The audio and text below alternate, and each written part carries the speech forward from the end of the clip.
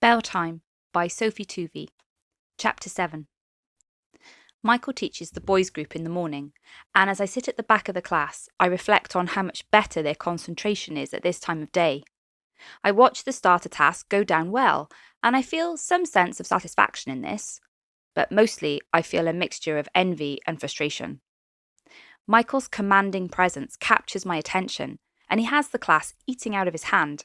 He merely stands at the front, looming his 6-foot-odd height next to the board, and a respectful silence ripples across the room. He eyeballs any student who's fidgeting or murmuring or off task, and they stop. He speaks with confidence and certainty and demands to be heard. As I watch him speak, I notice the air of precision he exudes. Every word he says is carefully chosen. He asks specific questions to individual students. The same fastidious effort he puts into his sharp suits and shiny shoes is echoed in the finalised lesson plan, itemised to 2-minute timing blocks. The kind of exactness I would love to nail down. But I always seem to end up flustered by doing the register, answering questions, and the bell takes me by surprise every lesson.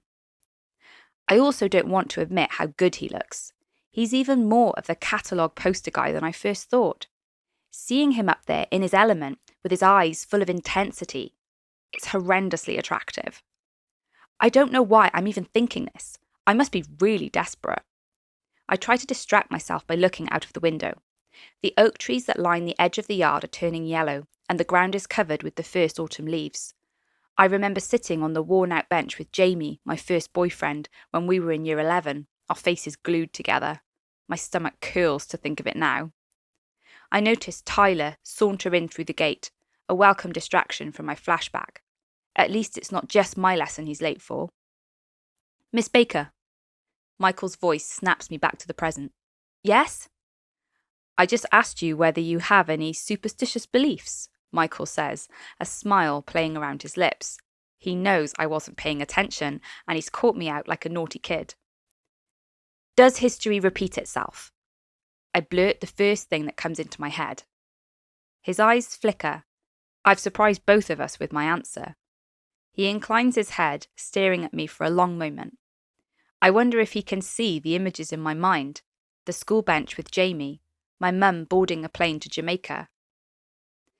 Perhaps that question is linked to the concept of inevitability, Michael finally speaks. Is it inevitable that twins separated at birth will discover the truth? Or is it just their choices that determine their path? The lesson ends and the students file out. I try to escape, but Michael blocks the doorway. I'd love to know what you were thinking about. He speaks with a higher intensity than usual, his voice low and purring. I thought we were giving feedback tomorrow. I stall, looking down at my scrawly notes, flustered. I don't mean about the lesson, he says, and it feels like he's leaning closer. Is he flirting with me? I have to go. I avoid his gaze because it's burning my cheeks up. He steps aside and I hurry away without a backwards glance. When Michael comes to see my lesson with the mentor group, it feels like the room is barely big enough to fit him. He's squashed into a chair in the corner that looks comically inadequate for him. I try to calm the nervous flutterings by walking around the classroom, squeezing in between the desks, and it feels like there's chaos ready to break loose, similar to pasta boiling over in a saucepan. When you're observed, as much as you try to ignore the observer, you find yourself speaking in a higher pitch, sounding like a holiday rep. Okay, everyone, who can guess the superstition represented by the picture?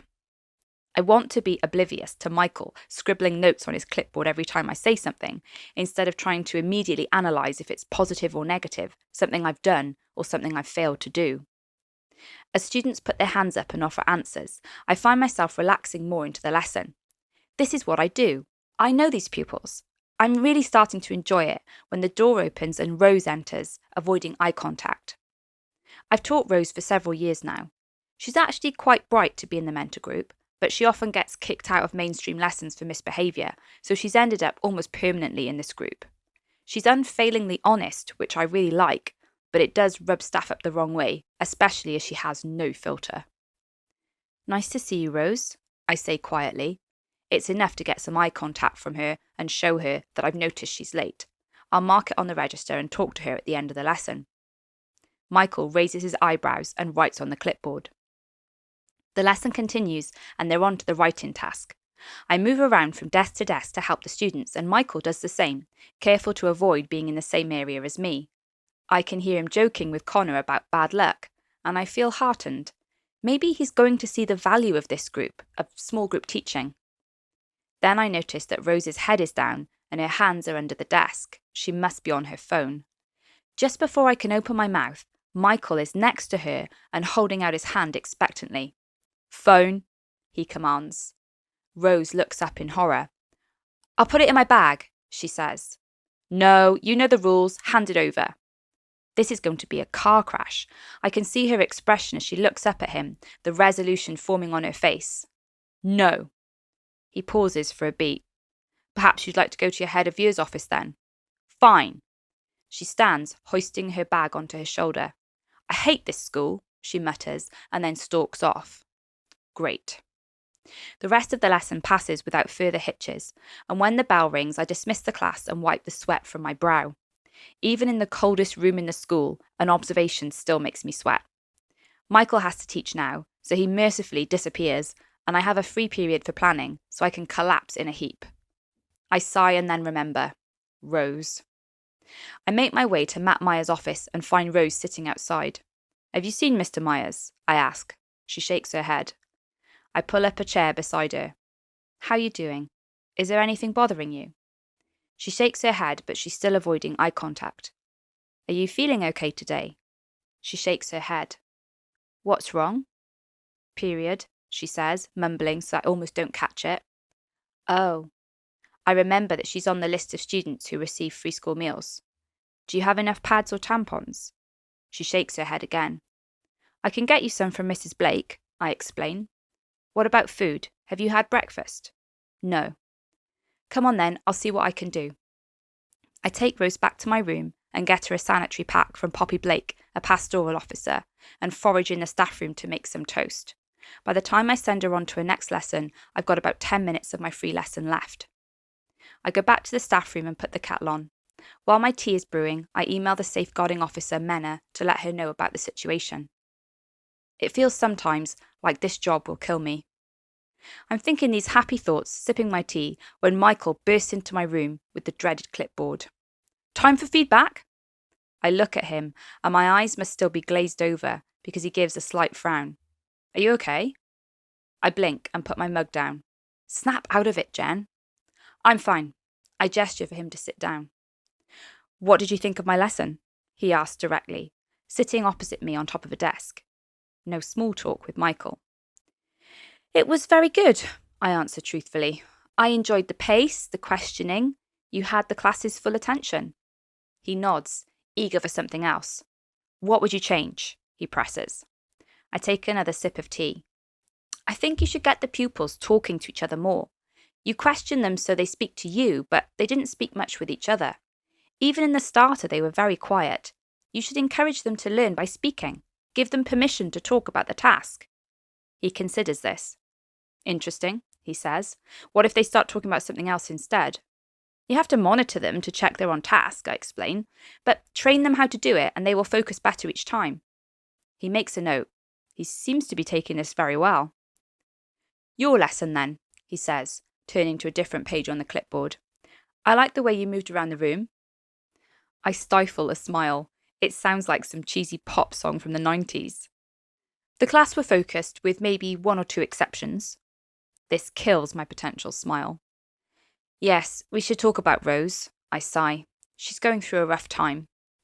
If an inspector had been there, they would have wanted to see more decisive action from you. I would have intervened when she was on her phone, only you beat me to it." "Sorry." His tone says, "Not sorry at all. I was closer to her."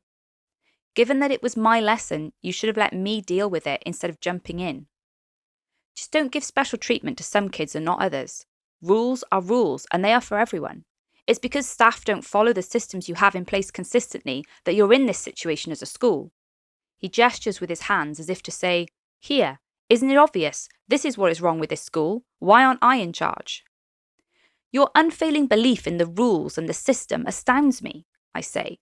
"Surely with your 8 years of teaching, you must be aware by now of how broken the system really is." With consistency, the system can work, Michael says. At Castley High, don't you dare tell me about Castley High. I cut him off. Their catchment is in the wealthiest section of the county. They attract the best staff from the city. They got a brand new building, lorryfuls of computers, and what did we get? David Clark and a few iPads. People want to work there because it's well managed. If the leadership in this school can get straightened out, then things will improve here too. So I suppose we should be thankful that you so generously decided to work here, and how convenient that the head of department role has just come up. I hate being cynical, but it's the truth. Are you applying? This man, he's going to drive me to the edge. If it means that you don't get it uncontested, then yes. His eyes widen slightly, and then he smiles in the way that a tiger bares its teeth.